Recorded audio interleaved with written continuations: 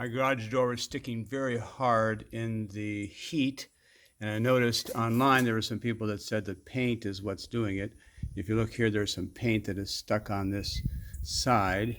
So I'm going to do is take a small Dremel tool on low speed and just cut it, take it off like this, and I can take it off, that paint off, and then I'll let you know if it works. I'm going to do the whole garage door because there's paint like this all the way around.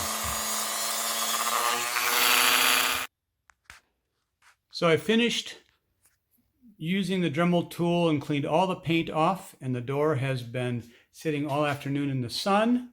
It's toward evening now, and I'll go ahead and open it.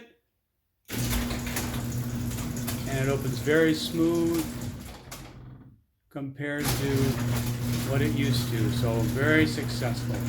Hooray.